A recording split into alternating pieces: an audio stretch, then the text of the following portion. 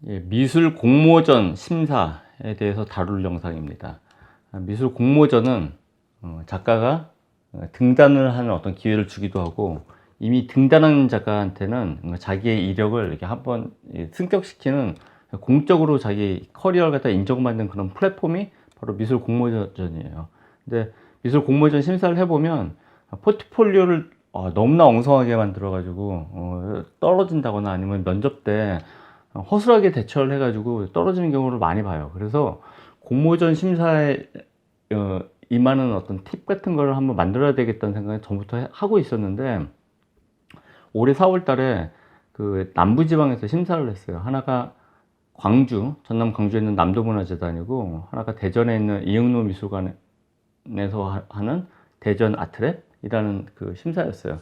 둘 다 대개는 청년 작가들을 갖다 발굴하거나 아니면 그러니까 육성하는 그런 지원 프로그램인데, 근데 그 중에 한 곳에서 심사를 마친 다음에 거기 그 주최 측 관계자하고 보통 이렇게 식사를 하러 가거든요. 근데 식사를 하러 가는 차 안에서 그 관계자께서 그러니까 의례적으로 요번에 응모작들 그 수준이 어땠냐라고 저한테 물어보시더라고요. 그래서 제가 느낀 바를 그 차 안에서, 식당까지 가는 차 안에서 짧게 말씀을 드렸거든요. 근데 지금 응모작 수준이 어떠하고 종래 공모전하고 성향이 많이 달라진 것 같다. 근데 그렇게 답변을 하는 그 순간, 그 미술 공모전 심사에 임하는 어떤 팀 말고, 이 영상 나중에 만들고, 공모전 심사를 하면서 공모전에 응모하는 작업의 양상이 어떻게 달라졌는지를 갖다 다루면 좋겠다라고 생각을 하게 돼서, 지금 이 영상에서는 지금 미술 공모전 그 응모하는 미술, 응모작들의 양상이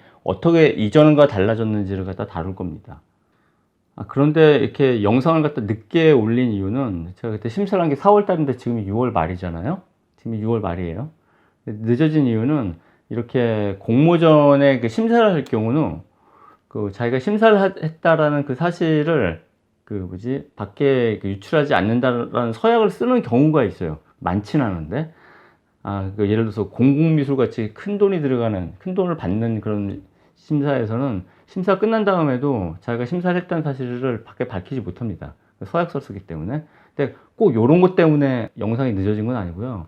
왜냐면 이 아래 광주하고 대전에 했던 미술 공모전 심사는 그런 서약을 받지 않았어요. 그런데 왜 늦어졌냐면, 공모전을 하게 되면 그 낙선자하고 당선자가 있잖아요. 근데 이미지를 보여주면서 설명을 해야 되는데, 그 낙선자랑 당선자의 이미지를 갖다 같이 보여주기가 어려운 거죠. 그러던 터에 제가 생각하고 있었던 요즘에 공모전에 응모하는 작품들의 그 양상들과 연장선상에 있는 어떤 전시를 보게 됐습니다. 한 두세 가지가 있는데, 하나가 금호미술관에서 하고 있는 그 영아티스트전, 그리고 6월 달에 개최된, 그리고 올해 처음 열렸다라고 하는 캠퍼스 아트페어, 이 두 가지 전시예요. 금호 영아티스트 전이나, 아니면 제가 앞서 얘기했던 대전이나 광주에서 그 심사했던 그 응모작들을 보니까 어떤 그 양상이 있었었냐면, 일단 평면회화 강세.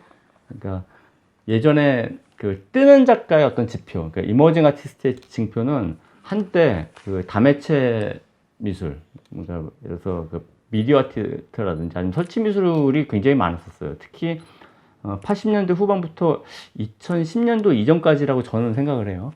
근데 그 이후 언젠가부터는 평면회화가 굉장히 강세를 띠고 있습니다.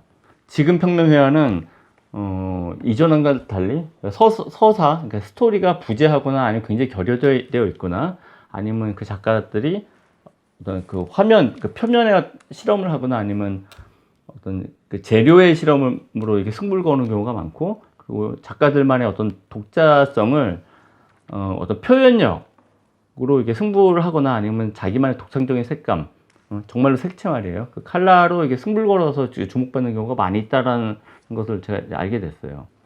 혹은 뭐 어떤 진지한 화면인데 굉장히 코믹한 설정이어서 그래서 뭐 어쩌라고 좀 이런 좀 재미난 작품들도 많이 있고, 두 번째는 그 2019년도 6월 달에 열린, 이게 1회라 그러는데 캠퍼스 아트페어예요. 캠퍼스 아트페어는 서울에 소재하고 있는 그 미술대학들끼리 연합해서 열린 그야말로 아트페어입니다. 그러니까 대학교 재학생하고 대학원 수료생까지 지원할 수 있는데 그 지원 선정은 그 교수나 그 전문가의 추천을 받은 사람들이 뽑혔다라고 하더라고요. 그래서 거길 가봤습니다. 제가 아는 사람이 있어서. 그 캠퍼스 아트페어는 애당초 작품 판매를 아예 전제한 아트페어니까 그런 대학 연합전인 거죠. 그러니까 작품 판매가 전제가 됐다는 것은 당연히 평면 회화가 훨씬 더 많을 수밖에 없어요. 설치 작업이나 미디어 작업보다. 또 하나 연관해서 말씀드릴 수 있는 거는 그 종근당이라는 기업 있잖아요. 종근당에서 그 주는 종근당 예술지상이라는 미술상이 있어요. 이거는 공모전은 아니고요. 공모전은 그 작가들이 응모를 하는 거죠. 그 가운데 좋은 작품을 갖다 뽑는 건데 이건 공모전은 아니고 추진위원하고 선정위원이 있어요. 전문가 그룹이 있어서 어떤 작가들을 갖다 추천해서 뽑습니다. 그 가운데 매해 3명을 선발을 해가지고 발표를 해요. 이게 종근당 예술지상인데 이 상의 특징이 뭐냐면 평면 회화 작가들만 한정해가지고 뽑아요. 그러니까 사진도 아니에요. 평면 회화.